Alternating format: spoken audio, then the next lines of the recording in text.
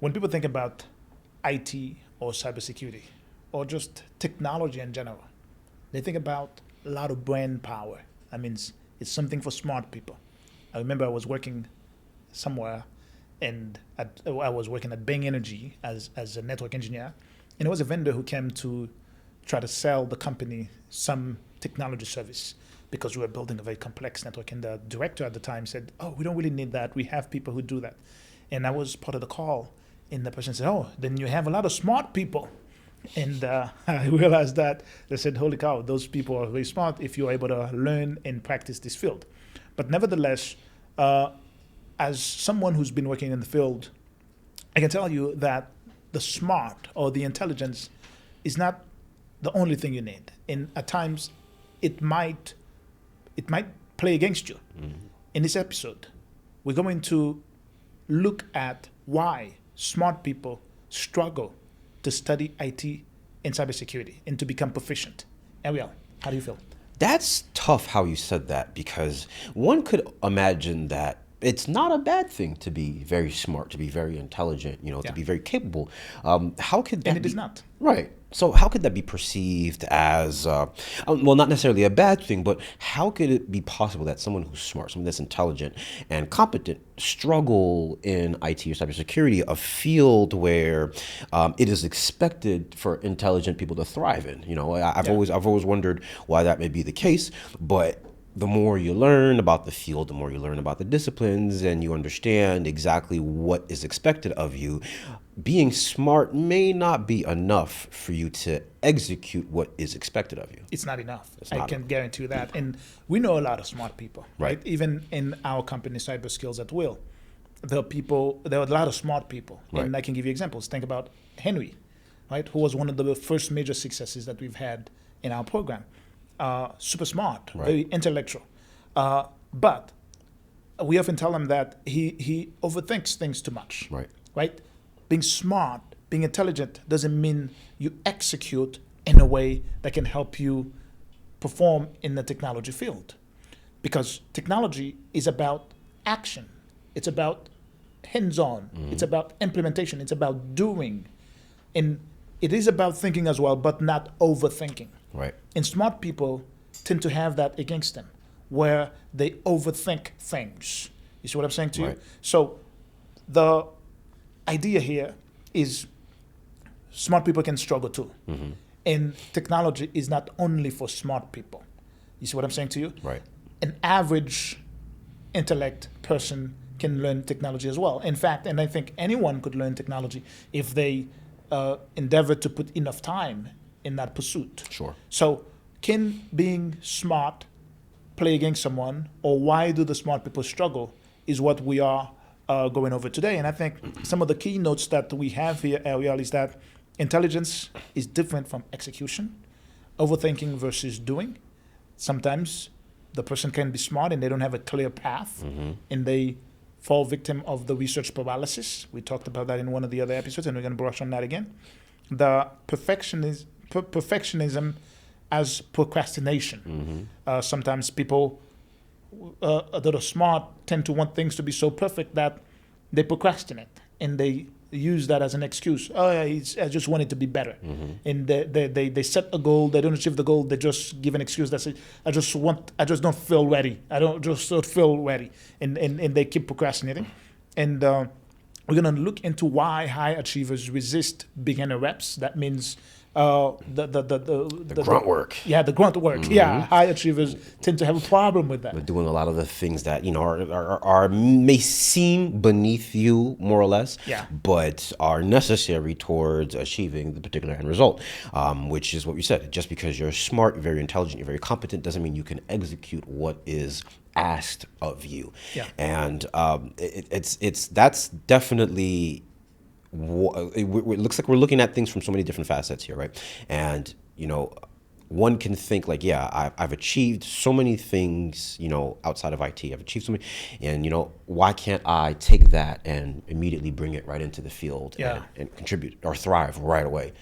But it's just like you said, okay, but does that mean you're able to execute what the job needs of you? If a network goes down, are you able to get the network back up? You could deliver a speech or a soliloquy, hey, I can do X, but you didn't achieve what is asked of you. Yeah. And I haven't experienced a lot of, seeing where, if someone who's very, very intelligent can't execute, but I'm sure, you've seen it over time, and you've been in positions where, a particular role or a particular position may not work for someone. Yeah, I've seen it. And it's not that they can't execute because they're smart.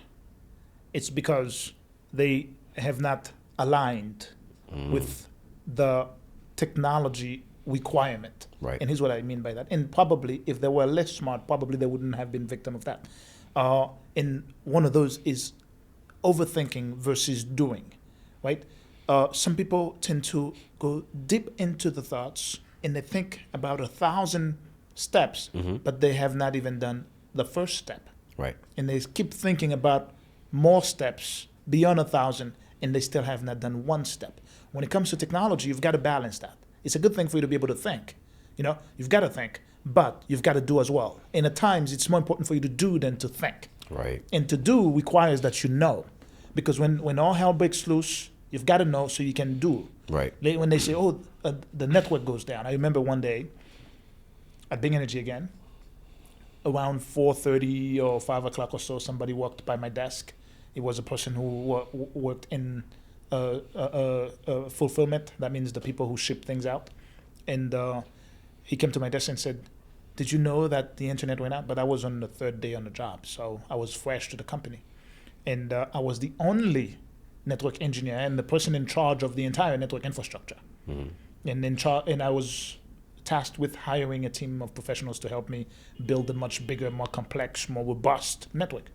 And so here the person came and they heard I'm the one in charge now. Right. They walked by my desk and they said, "Did you know the internet went out?" I said, "No, I didn't know that. Let me go and find out."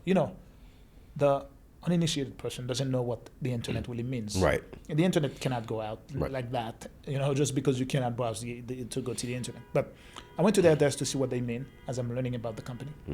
And when I got there, what I realized is that... Hold. I had a feeling that was going to be... Yeah, we'll go back. So when I got to the person's desk, what I realized, Ariel, is that they had a brief glitch where they were browsing this a cloud-based software and they couldn't get there for a brief minute. So they panicked. By the time we got to their desk, things worked again. Okay, so I said, okay, if that happens again, you know where I am, let me know. So I walked back to my desk. By the time I got to my desk, there was this project manager who sat right next to me. And she said, "When you left, I lost internet too." I said, "Oh, that's a pattern." And before I sit down, they told me the whole network went down. And it went down systematically. First floor, second floor. Also, like cascading, yes.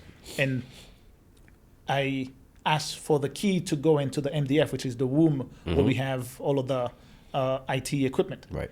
And by the time I got there, I realized the core switch was rebooting. Wow. Okay. It's not something that happens often, and the core switch shouldn't just decide to reboot itself. Yeah. You know what I mean? Yeah. But it was a very old core switch, more than 15 years old, and I was hired to come in to replace those things in the first place. So I'm learning about it, and I said, okay, let it reboot. And it's about 5 o'clock anyway. People are going home. But me and my team, we're not gonna go home until we make sure things are back in order. The core switch came back, and my friend, it came back without its configuration. Oof. And it's fresh, brand new. And what's worse, nobody has a copy of the configuration. Wow. I'm the new guy on my third day. And what's even worse is that before the last team, when the last team left, somebody in security made a mistake and deleted some of their access. And one of those credentials was the service account to connect the Active Directory to the server, to the firewalls. And so we lost access to the firewalls. So we can't log into the firewalls. Big mess. And so we can't log into firewalls. Core switch is empty. Nobody has the configs. Now that starts to be a big problem. Wow. And I remember I told Peter we've got to call the director and let him know that we have a situation. and we briefed the director about what our assessment is, and he asked a couple of questions. How likely is it that we're going to recover? I said there is a 50-50 chance. We're going to likely have to rebuild the network because we don't have the config, but we are able to do that, and we're going to get to work. And he says, okay, get to work and let me know. So we got to work, and I decided that I'm going to focus, and Peter's going to do the communication, and I can give him simple updates, and he can send messages and so on and so forth. But me, I'm going to get to work. When that happens, Ariel, what you need is to be able to get to work, not to just think about work. You know what I mean? I don't need to think about 1,000 steps. I need to make step one. Right. You see what I'm saying to you? So for me to make step one, I need to know what to do. Right. So part of the execution issue is a lack of knowledge. Right. Right? And so being smart doesn't mean you're knowledgeable. So after being smart or whatever, even if you're not smart, you've got to first be knowledgeable for you to succeed in IT. And I think that's one of the problems. You gave an example at a very, very high level, a level that most people won't find themselves in the beginning.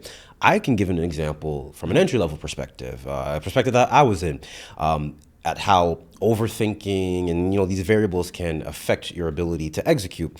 Where I was asked in an interview, if an end user is not able to log into their computer and access the internet, how would you resolve it? And I was trying to be so smart and trying to be trying to show that I knew a lot, and say, oh yeah, go log in and first check are they actually connected to a network? Are they connected to Wi-Fi? Double check, and they're sitting and they're listening to me, and they're okay. They're just allowing me to express myself and say what I think I know. And this is why you said the experience factor goes into it too, and understanding processes and stuff like that too. Because when I was done saying all those things, the guy that wanted to hire me, he said, sometimes you got to think a little bit simpler than that. You got to break it down, right? Yeah. And sometimes an issue can be something as simple as the keyboard's not plugged in. Yeah. And here I am trying to fix a network like you. Yeah. But the end user that I'm supporting may just have a simple, small little issue of a keyboard not plugged in. And if I was thinking only in the perspective of, the internet's not connected, or there's something wrong with the network or something along those lines, I would have never caught a very simple fix to a very simple problem. Yeah. But that's where the experience comes in. That's where all these things come in. And how, not overthinking and going through your steps, your thought processes, actually delivers the execution. So, again, you have your level, I have my level, but again, I think it all ties into,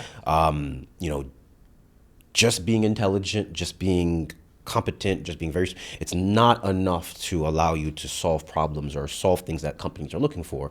There's certain thought processes especially, that you have to go through in order to achieve, those end results. And in your particular case, again, that's a major thing. Yeah. Being at a company your first week, the network goes down. That's a major thing that most people are not going to experience. Yeah, and we stayed there all night. By around 4:30 or 5 a.m. Wow. We could send the last message and said, we have the pleasure of informing you that we have completely recovered the network. Wow. And so that was a major deal. But think about this as well, Ariel, is smart, being intelligent is not the only requirement. In fact, being intelligent, being smart is not even a requirement for you to be a technologist in the first place. You know what I mean? So you just have to be willing, to be diligent. Is what I'm saying to you. And being smart does not equate success in technology. Right. And a lot of smart people struggle, and we are diving into the cause of that, the root cause of that. And as we're mentioning that being smart does not equate being experienced, being knowledgeable. Is what I'm saying to you. You can be smart, and I think what being smart or being intelligent does for the person who's intelligent is that it helps them learn faster. And I think that's all it does. It doesn't say, oh, you are a technologist. You've got to learn technology. Whether you're smart or not, you still have to learn technology. Absolutely. And so the path to learn technology at times is not clear. Well, not just at times. It's almost 100% of the time. It's not clear. Where do you start? You want to be a cloud engineer. Where do you start? Right. You know what I mean? If you start on the internet, you start Googling, you get lost. And most people get lost forever. You see what I'm saying? So there's a lack of a clear path to know what to do. And I think that's worth diving into, and the research paralysis, right? Absolutely. Research paralysis. And what is research paralysis? How do you get to the point where you've done so much research, you're paralyzed and you're unable to move forward and you're like literally stuck? Yeah.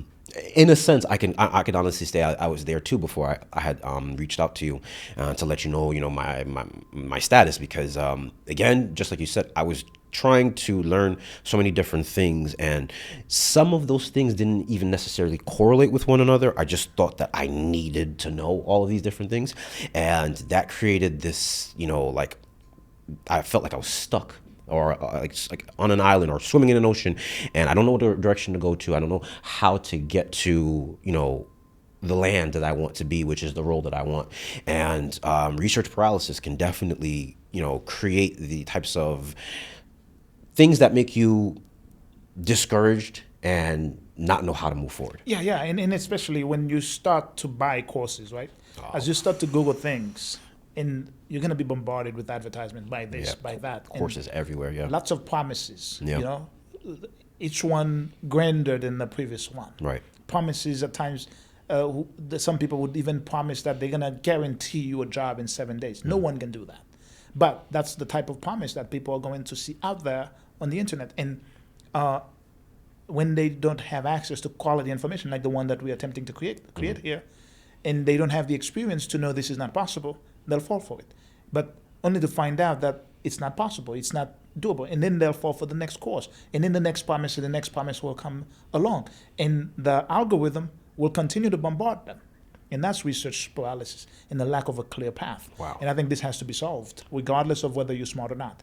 And I think when this is solved, high achievers now tend to want to skip a couple of steps. You know what I mean? They refuse to do the beginner reps. Right. I think that's a problem too, right? The grunt work that allows you to support people at a lower level or maybe an entry level or something along those lines.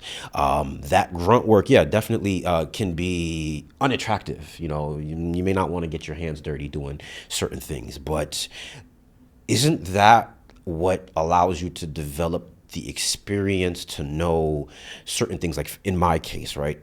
End user can't log in, me thinking that there's a problem with the network or this or that, but you start at the basic knowing that, let me check cables first, because in order for an end user to log in, they have to type, there's a process that you go through when you have a certain level of experience. Yeah, for sure. So isn't going through those reps what allows you to develop that experience of knowing where to start in the first place? Yeah, absolutely. And some people might think I'm worth more than that. Right. I'm smart. I've always been told I'm smart. And there's this movement out there where people people say you need to know your worth. You need to ask. You need to demand X, Y, and Z. Right. And I had a guy who was my client, and he said, "No, I'm an entry level person, but the job I'm looking for it's got to be a remote job. It's got to pay me X amount. It's got to have X amount of vacation." And when I look at the list of requirement the guy has versus the list of things that he is offering, what he's selling versus what he's asking, I think they're not comparable. Right. You see what I'm saying to you? So people want to skip a couple of steps and get to something, too early, something that's more valuable too early. And I think smart people might end up, falling victim of that. Right. Because they have been told, oh, you're intelligent and you need to know your worth. You know what I mean? And so one of the things that should be done about this is to understand that, okay, the grunt work or the beginner reps, right, they're all relevant. Sure. And that's the reason why when we started this program, we were attempting to give people access to advanced technologies, and we learned the hard way that you can't do that. You see, the person who starts at the bottom might think, oh, I that's not my dream. I dream of being at the top. Yes, you dream of being at the top. But if they put you at the top on day one, you can't stay at the top. Sure. Because there's so much you don't know yet. And you can't know those things overnight. It's by being there, by being exposed, and by repeating over and over and over. You see what I'm saying to you? So excellence doesn't come overnight. It comes through repetition. Right. So you've got to be gracious enough to give yourself the opportunity for you to start from the basics. It's good to start from the basics And if you don't start from the basics, you're likely going to be discouraged and things might turn out to be very bad. Think about the example where the network went down.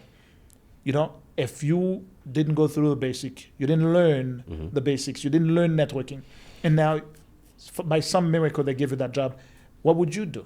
You wouldn't be able to keep that job. So long story short, the beginner reps, the entry level, they're there for a reason. It's to get people acclimated, to hear terms, to get familiar with terms, so that when the opportunity comes for you to climb to the next role, which likely would be an admin role, you have the prerequisites. It's on those prerequisites that you're going to build the castle that you're going to build.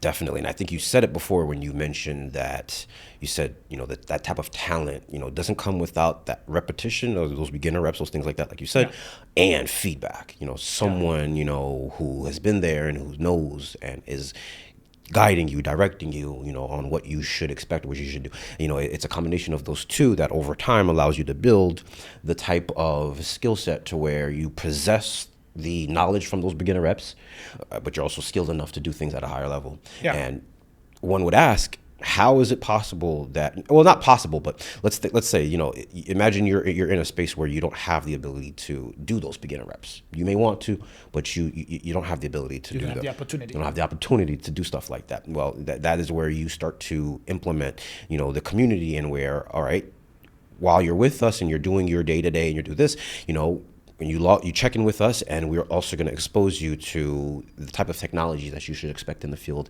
and the type of skills that you should expect in the field in like a lab type of environment, where people more than a lab, an enterprise network. Right? An enterprise network. We give our clients access to an enterprise network to be the playground. Right. And that we do that so that they're exposed to technology, so that they can have the exposure in to build the muscle that they need to build for them to excel moving forward. Now, we do that as well because we know theory without practice is worthless. Right. So you can, if theory by itself was good enough, then there wouldn't be a skills gap. Sure. Because the knowledge of technology, the knowledge of IT, the knowledge of cybersecurity, it's 100% out there on the internet, and it's out there for free. Right. It's publicly available on YouTube, on Google, and so on and so forth. But then why is it that people still struggle? Most people cannot become technologists because the theory by itself is not enough. Right. You've got to have the environment, the enterprise environment for you to do it. And you've got to have access to people who've done it before to help you understand the hard concepts and to give you feedback. And an entry-level position gives people these opportunities where they're exposed to engineers, they're working with engineers, they're in meetings with engineers, they are seeing how people are putting projects together, how people are delivering projects, and they're being given different levels of responsibilities. Seeing a lot of those processes. Yeah.